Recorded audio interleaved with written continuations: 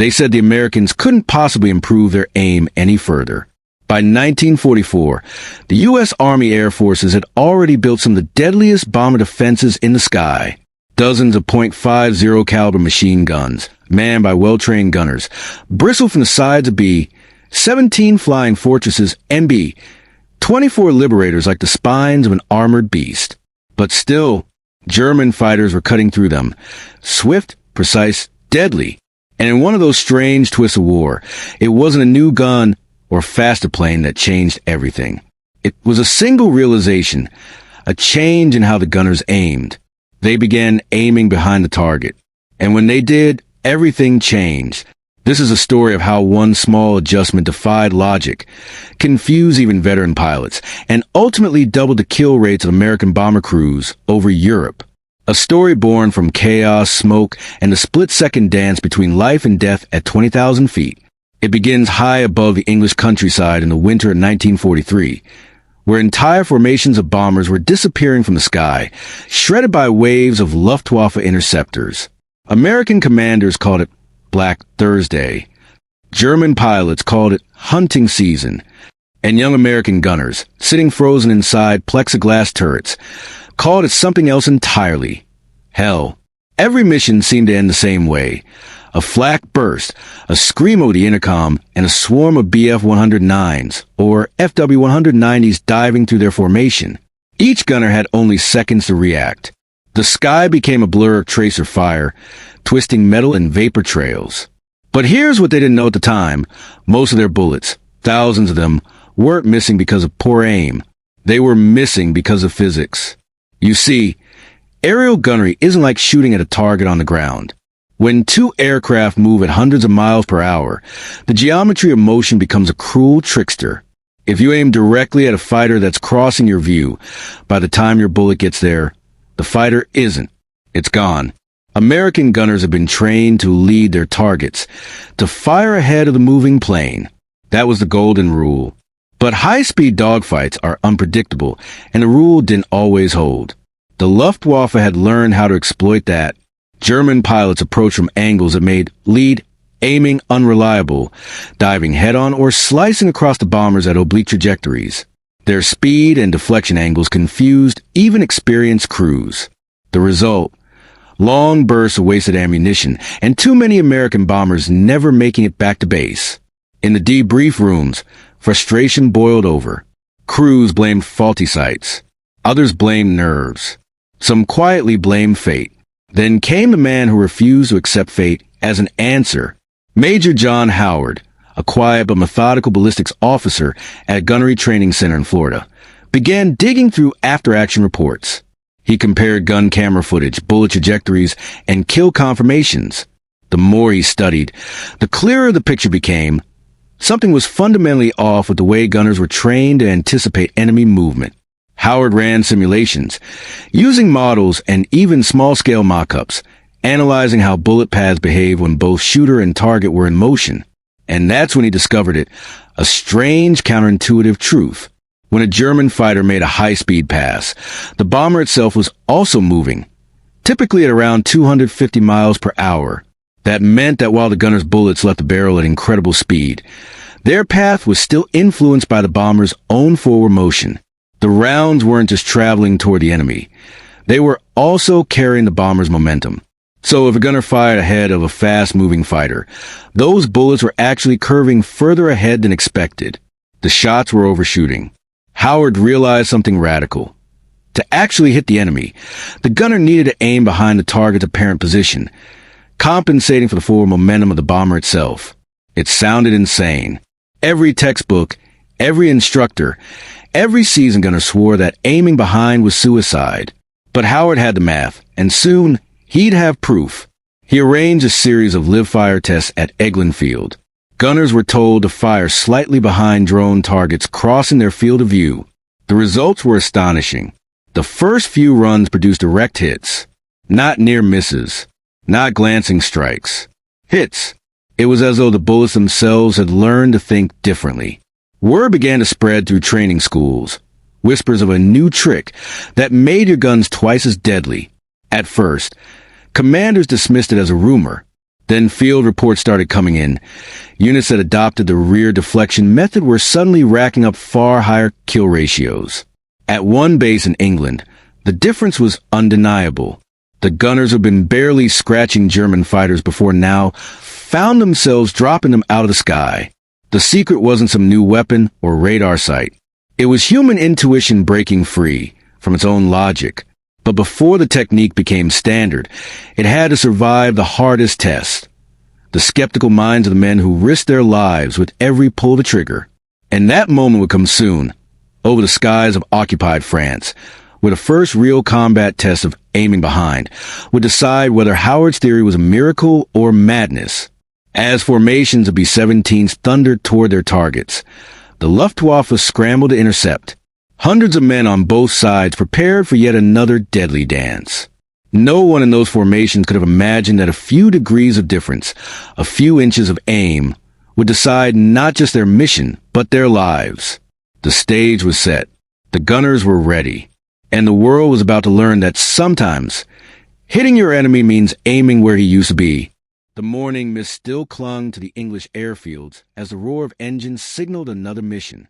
Crews climbed aboard their flying fortresses, hands trembling slightly, eyes fixed on the frost-covered wings. Above them stretched 1,000 miles of hostile sky. But on this day, something was different. In the waist compartments, the ball turrets, and the tail guns, a few gunners were quietly whispering to each other about a strange new method.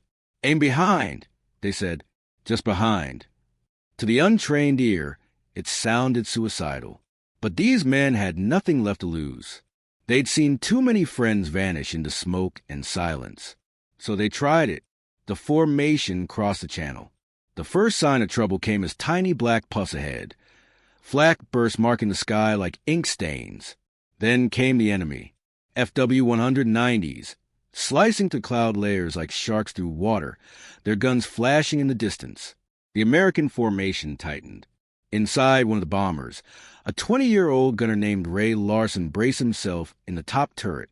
He'd flown 12 missions and never scored a single confirmed kill.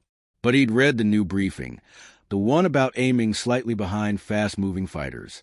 He spotted a German plane streaking across from left to right, too fast to track perfectly. His instinct screamed, "Lead him, aim ahead." But instead, Larson forced himself to do the opposite. He tracked just behind the enemy's tail and squeezed the trigger. A burst of .50 caliber rounds streaked through the air, and the fighter erupted in smoke, breaking apart before his eyes. For a few seconds, Larson just stared. Then he yelled into the intercom, "I hit him! I got him!" That single moment echoed across dozens of formations that week. Gun camera footage later confirmed it. More hits, cleaner strikes, and far less wasted ammunition. Howard's theory was no longer theory. It was reality. The reason this worked is one of those quirks of physics that only shows itself in extreme conditions. When a bomber moves hundreds of miles per hour, its bullets inherit that same forward velocity. To the gunner, it feels like he's firing straight, but in reality, those bullets are already being pushed ahead. By aiming just a fraction behind, he cancels out the bomber's motion, making his fire converge where the enemy actually will be as both aircraft cross paths. It's a perfect example of war meeting science, where survival depends not just on courage, but on understanding the invisible math written in the sky. Soon, the rear deflection technique became the talk of every airfield. Crews began experimenting, adjusting not just their aim, but their burst timing. Some found that firing short, measured bursts rather than long streams improved accuracy even more. The sky became a living laboratory. At first, even German pilots didn't understand what had changed. They noticed that American defensive fire was suddenly sharper, deadlier.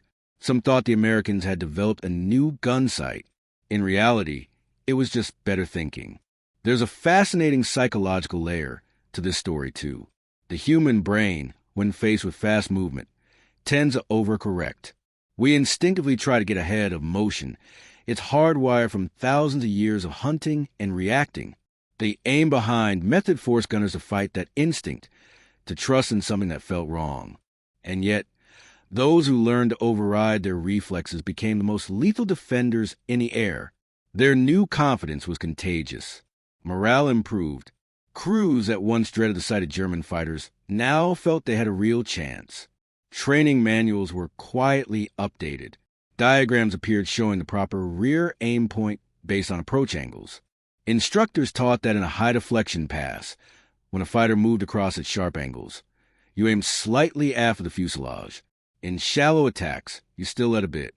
The secret was knowing the sweet spot, the invisible line where geometry met survival.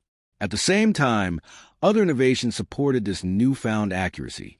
Gyroscopic sights, like the British Mark IIs on Spitfires, inspired American engineers to create improved versions for bombers. These allowed the gunner to set target speed and angle, giving a predicted lead point in real time. Combined with the rear-aim logic, the results were devastating. By mid-1944, bomber groups using the technique were reporting kill ratios of nearly 2 to 1, a massive leap from earlier missions, where entire formations might lose a dozen planes for every German fighter downed. In debriefs, commanders began to notice a new tone in their crews. Less despair, more focus. Gunners discussed bullet spread, target speed, convergent zones, terms once reserved for engineers. They were becoming scientists of the sky. And the Luftwaffe could feel the difference. German ace pilots wrote in their diaries that attacking American bombers had become suicidal. The great formations that once looked like easy targets now bristled with precision fire. Even when the Germans changed tactics, approaching from new angles, diving vertically, the Americans adapted, adjusting their aim just enough to keep the advantage. One veteran, Sergeant William Scott, recalled a mission over Leipzig where his tail gun went silent for minutes as he tracked an incoming FW-190. "He came in high, fast, trying to jink across me," he said later. "I remembered the training, aim where he was, not where he's going. So I did." He flew right into it. That encounter became a textbook example in training films. The footage was grainy but clear enough. Tracer rounds forming a perfect curve, slicing into the fighter's wing root. Seconds later, the German plane vanished in a burst of fire. The numbers didn't lie. Over just a few months, confirmed enemy kills by U.S. bomber gunners nearly doubled. Commanders attributed part of that to improved formations, but most quietly acknowledged the real reason: the mind shift in how their men thought about aiming. Even beyond the war, the lesson resonated. Pilots and gunners who went on to serve in Korea and later conflicts carried that principle with them. In aerial combat, they said, the hardest thing isn't pulling the trigger, it's understanding when and where to aim it. And it wasn't just air combat that changed. Artillery crews, tank gunners, even naval fire control officers studied the reports.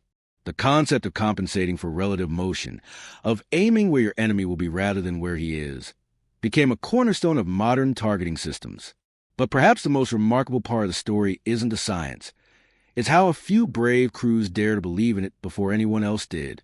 Because when you're sitting inside a bomber, surrounded by flames and chaos, trusting the idea that tells you to aim away from your enemy requires something stronger than logic. It requires faith. Faith in the unseen, faith in your training, and faith that sometimes the strangest path to victory is the one that makes no sense at all. As the months rolled on, the technique spread to the entire 8th Air Force. By the time D-Day arrived, it was standard procedure.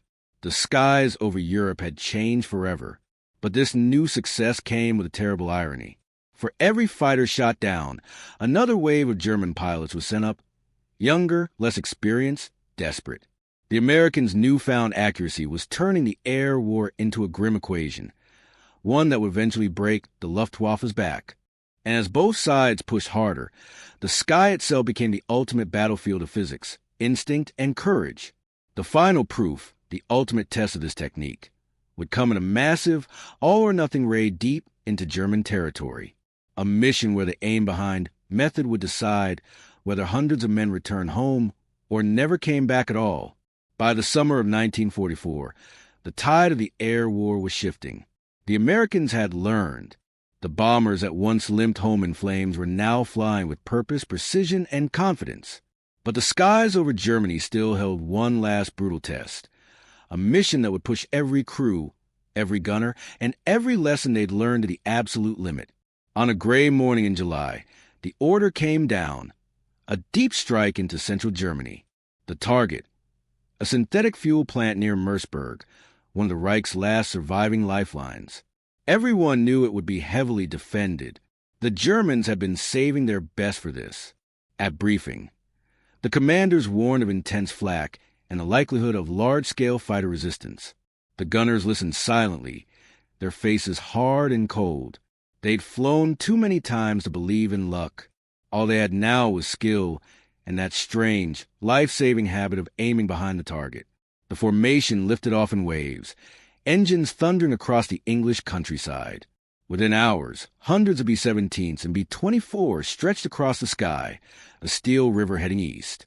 From above, they looked invincible. From inside, they felt fragile. At 25,000 feet, frost rimmed the glass. The first flak burst appeared, black blossoms spreading across the clouds. One by one, bombers tightened formation. The gunners waited, eyes scanning the sky, knuckles white around the triggers. And then they came, dozens of German fighters, Bf-109s and FW-190s, emerging from the sun in blinding streaks of light. The radio crackled with warnings. Bandits, high 2 o'clock, 10 plus.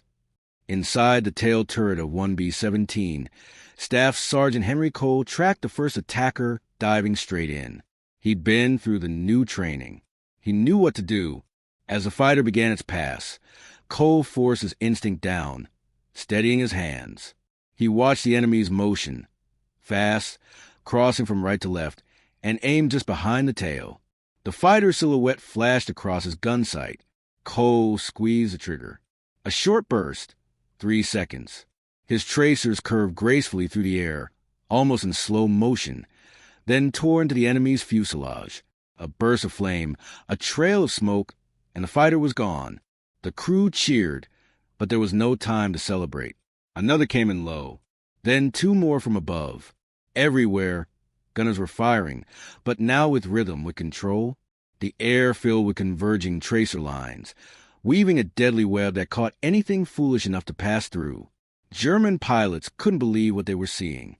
The same bomber formations that once scattered their attacks were now cutting them down mid-dive. Their calculated deflection runs, once unstoppable, were failing. In one stunning engagement, a formation of 30 bombers shot down 11 enemy aircraft in under 10 minutes, with only minor damage in return. It was the highest kill ratio yet recorded by a single group. Reports from surviving German pilots after the war confirmed it. Their fire was perfect, one Luftwaffe ace wrote. Every burst met us exactly where we would be, as if they could read the future. But the gunners didn't have to read the future. They'd simply learned to see it. That mission to Merseburg became a symbol, not just of American firepower, but of adaptation. The crews came back battered, several bombers lost, but the plant was destroyed. And more importantly, the Luftwaffe had been broken. Its elite squadrons, the ones that once ruled Europe's skies, were now gone, replaced by inexperienced trainees sent into impossible fights. And through it all, one simple truth had emerged from the chaos. The tiniest change in thinking can shift the balance of war. After the mission, Major John Howard, the man who first proposed the aim-behind principle, received quiet recognition. No medals, no parades. Just a simple note from a commanding general that read, "Your math saved lives." But Howard knew it wasn't just math. It was human intuition, tested, doubted, refined under fire. It was the courage of the men who trusted a theory that told them to do the opposite of what felt right. For the rest of the war, bomber gunnery became one of the most studied arts in aviation. Engineers began developing advanced computing gun sights that would automatically calculate deflection angles, the direct descendants of Howard's discovery. The Sperry and K-14 sights, used in later aircraft, integrated gyroscopes and range estimation to produce predictive aiming reticles. In other words, machines were built to do what brave men had learned to do with instinct. By the final month of 1944, the rear deflection principle was written into U.S. gunnery manuals. Crews were drilled on it until it became muscle memory. When bombers flew over Berlin and Ploesti, their defensive gunners were no longer just shooting blindly. They were performing precise mathematical choreography in the sky. And the results spoke for themselves. The kill ratios didn't just double. In some squadrons, they tripled. Entire formations returned without a single loss. The shift was so effective that German tactics changed entirely. Rather than engage from the side or front, many Luftwaffe pilots were ordered to attack only from extreme head-on angles or from below, the two positions least affected by the rear aim advantage. But by then, fuel shortages and Allied air superiority had sealed their fate. After the war, captured German officers were debriefed about what had gone wrong. One Luftwaffe commander admitted, "We could not understand why your gunners were so accurate. We thought you had invented a new weapon." In a way, they had, but it wasn't made of steel or gunpowder. It was made of understanding. Decades later, veterans still remember the moment it clicked. When that first enemy fighter fell after they dared to aim the wrong way, they spoke of it not with arrogance, but with quiet awe, because in that instant, they realized they had outsmarted not just their enemy, but their own instincts. In interviews years after the war, Ray Larson, the gunner who scored his first kill using the method, said softly, "It felt like a miracle. You pull the trigger, you expect to miss, but you don't. You hit. You finally hit. And you know you'll make it home." Those words capture what every man in those flying fortresses felt. Relief, vindication, survival. It's easy, decades later, to think of World War II in terms of machines, the planes, the guns, the bombs. But the truth is, victory was as much about thinking as it was about fighting. Every small insight, every decision that challenged old logic shaped the outcome. The lesson of the American gunners is timeless.